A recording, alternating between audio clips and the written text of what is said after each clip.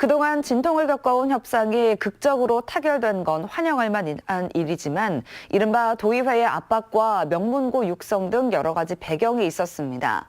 무엇보다 명문고 육성 문제는 충북도와 교육청 간의 새로운 갈등의 시작이 될 가능성이 높다는 분석입니다. 계속해서 구준회 기자입니다. 극적 합의의 첫 번째 배경은 명분입니다.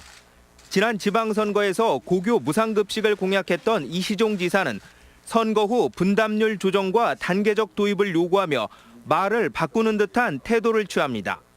이에 김교육감은 이 지사를 향해 교육 투자에 인색하다며 날선 비판을 서슴지 않았습니다. 결국 이 지사가 여러 비난을 감수하며 시간을 끌기에는 명분 싸움에서 불리하다고 판단한 것으로 보입니다. 무상급식은 현행대로 가는 것이 도민들의 걱정을 덜어드리는 가장 무난한 길이겠다고 우리 자치단체에서 결단을 내려주신 것이고, 두 번째 배경은 도의회의 초강수 압박입니다. 충청북도의회는 합의에 실패한 양 기관이 시한을 넘길 경우 내년 예산안 심의를 보류하겠다고 최후 통첩했습니다. 결국 강도 높은 압박이 물러설 곳 없던 양측에 중재 효과를 발휘한 겁니다. 교육위원장부터 압력이 세갖고 얘기하자마자 그냥 얼마나 그냥 압력을 나한테 놓던지 그냥. 세 번째 배경은 빅딜입니다.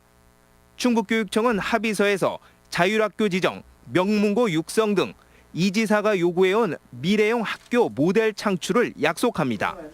결국 충청북도는 명문고 육성을, 도교육청은 고교 전면 무상급식이란 카드를 주고받은 겁니다. 인재 육성을 위해서 이제 본격적으로 나가는 계기가 되지 않는가 이런 측면에서 김병욱 교육감께서 높이 평가하고. 문제는 2년 전과 똑같은 극적인 타결이 되풀이됐다는 겁니다. 지난 2016년 2월 충청북도와 도교육청은 1년 넘게 끌어온 무상급식 갈등에 마침표를 찍었습니다. 극적이라는 단어로 포장됐지만 결국 해결 가능한 문제를 놓고 볼썽사나운 기싸움을 벌인 건 두고두고 반성해야 할 대목입니다. CJB 뉴스 구준혜입니다.